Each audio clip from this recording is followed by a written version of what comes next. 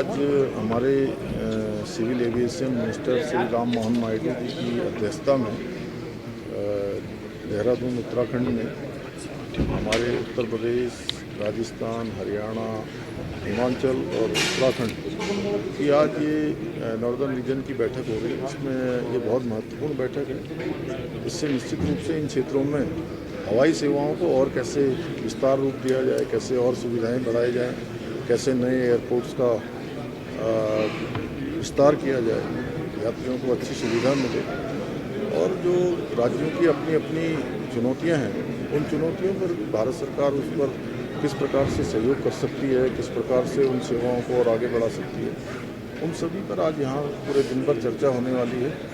मैं आज यहाँ राम मोहन नायडू जी को विशेष रूप से उनका धन्यवाद करता हूँ कि आदरणीय प्रधानमंत्री जी के नेतृत्व में आज हवाई सेवाएं पूरे देश के अंदर पूरी एक हमारी तीसरी दुनिया की सबसे बड़ी नागर विमानन सेवाएं बन चुकी हैं और उनका लगातार विस्तार हो रहा है। और इन्होंने होस्ट के रूप में मेज़बानी के लिए हमको चुना है।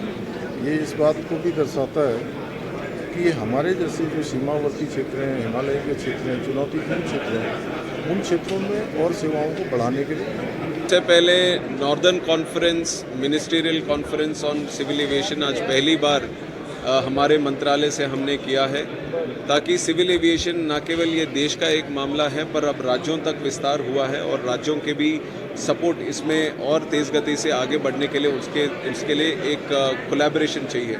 और हमने पिछले 10-11 साल में देखा प्रधानमंत्री नरेंद्र मोदी जी की सोच विचार से, उनके मार्गदर्शन में सबसे तेज़ गति से बढ़ने वाला क्षेत्र ये सिविल एविएशन आज बना है। 8 से 10% की ग्रोथ रेट से आज हम आगे ले पाए और third largest domestic civil aviation network in the whole world आज भारत हुआ है।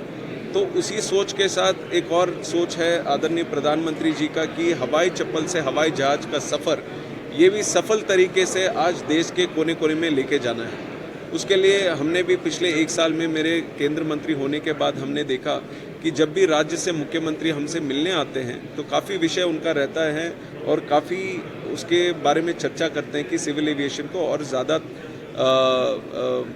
इम्पोर्टेंस के साथ, सिग्निफिकेंस के साथ आगे बढ़ाना है। तो हमने भी सोचा कि इतने सारे विषय अगर राज्य के पास है तो वो हमारे पास नहीं, हमें उनके पास जाना पड़ेगा। तो इसलिए उस सोच के साथ हमने ये रीजनल कॉन्फ्रेंस की शुरुआत की है। सबसे पहली बार हो रहा है और आज हमने देखा ये नॉर्दर्न कॉन्फ्रेंस में 7 स्टेट्स हैं, 3 यूनियन टेरिटरीज हैं, तो उन सब के जो यहाँ पे पार्टिसिपेशन है बहुत उत्साहजनक रहा है और काफ़ी एक्साइटमेंट के साथ उन्होंने पार्टिसिपेट किया। तो आज जो मुद्दे होंगे, एक तो सबसे ज़्यादा ध्यान इस पे रहेगा कि कितना एयरपोर्ट्स अभी जो बने हैं उसमें अगर कैपेसिटी एनहांसमेंट करना है, नए टर्मिनल बिल्डिंग बनाएं या फिर नए अगर एयरपोर्ट भी बनाना है तो उसके बारे में हम चर्चा करेंगे। अब हेलीपोर्ट्स जैसे नॉर्दर्न रीजन में काफ़ी हिमालयाज़ की वजह से यहाँ पे टेरेन के हिसाब से काफ़ी हेलीपोर्ट्स भी बनाने की संभावना है। तो हेलीपोर्ट्स के संबंध में हमारी तरफ से, मिनिस्ट्री ऑफ सिविल एविएशन की तरफ से क्या क्या मदद राज्यों को हो सकता है और कहाँ कहाँ लोकेशंस में ये हेलीपोर्ट्स बन सकते हैं, इसके ऊपर भी विचार करेंगे। और जैसे आप देखते हैं कि एक एविएशन है कि ये सेक्टर कनेक्ट करती है लोगों को, एक प्रांत को दूसरे रीजन के साथ कनेक्ट करती है। उसके अलावा भी एविएशन में एक इतना पोटेंशियल है कि रोज़गार भी अभी पैदा करने की, एयरपोर्ट के तरफ से हज़ारों लोगों को रोज़गार मिलता है। और एयरपोर्ट्स के और भी चीज़ें हैं एविएशन में, जैसे ड्रोन सेक्टर है या फिर MRO सेक्टर है या फ्लाइंग ट्रेनिंग ऑर्गेनाइजेशंस है। तो ऐसे अलग अलग चीज़ें हैं जो एविएशन से जुड़े हुए हैं। उसके संबंध में भी जिस तरह से एविएशन की बढ़ोतरी हो रही है, हम चाहते हैं कि सारे नेटवर्क्स, ड्रोन्स का हो, हेलीकॉप्टर्स का हो या फिर सी प्लेन्स का भी हो, ये सब में विस्तार इसी तरह आगे बढ़ना चाहिए। तो उसके लिए हमने सोचा कि राज्यों से भी सपोर्ट इसके लिए काफ़ी महत्वपूर्ण रहता है। तो ये कॉन्फ्रेंस एक तरह से ये हाथ बढ़ाने का काम हम मिनिस्ट्री ऑफ सिविल एविएशन केंद्र सरकार से हम कर रहे हैं और ज़्यादा ध्यान हम राज्यों पे अभी देने की कोशिश कर रहे हैं कि राज्य और अपने तरीके से सिविल एविएशन को और ज़्यादा आगे बढ़ाने की एक कोशिश चलाएं। तो काफ़ी अच्छा रहा है ये माहौल अभी तक। अभी हमारी तरफ से government of India, ministry of civil aviation की तरफ से कुछ प्रेजेंटेशंस होंगे। उसके बाद हर राज्य के साथ 1-on-1 मीटिंग्स रहेंगे, जहां पे इंडिविजुअल उनकी जो बातें रहेंगे वो सब हमारे साथ डिस्कस करके उनका भी एक टाइमलाइन एजेंडा के साथ उसको भी आगे बढ़ाने की एक कोशिश करेंगे। तो ऐसे कॉन्फ्रेंसेस 5 हमारे देश में हम करने वाले हैं और नॉर्दर्न कॉन्फ्रेंस का हमने सोचा कि देहरादून में करेंगे, जबकि नॉर्दर्न कॉन्फ्रेंस में उत्तर प्रदेश जैसे राज्य है, राजस्थान जैसे राज्य है, दिल्ली जैसे शहर है।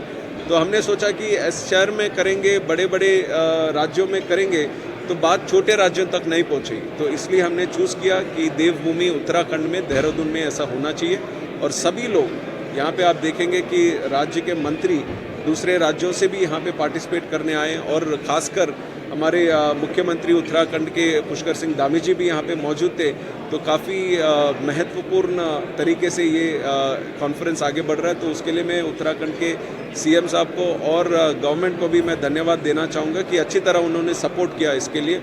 और ख़ासकर बधाई भी देना चाहता हूँ पुष्कर सिंह धामी जी को, जो 4 साल मुख्यमंत्री का वो साइकिल भी उन्होंने कंप्लीट किया है। काफ़ी युवा नेता के संबंध में काफ़ी अच्छा नाता हमारा रहा है और काफ़ी पीपल्स के साथ कनेक्ट होके उन्होंने ये 4 साल जो गवर्नेंस यहाँ पे किया है, उत्तराखंड को एक नई दिशा डेवलपमेंट की ओर उन्होंने दिया। और आदरणीय प्रधानमंत्री नरेंद्र मोदी जी के मार्गदर्शन में जो भी उनका सोच था कि उत्तराखंड को देश में ही नहीं विश्व में ही एक अच्छा सा एक राज्य जो बनाने की जो एक प्रयास थी, उसको सफल करने में पुष्कर सिंह धामी जी ने बहुत अच्छा काम उन्होंने भी किया। तो उनको भी मैं बधाई देना चाहूँगा।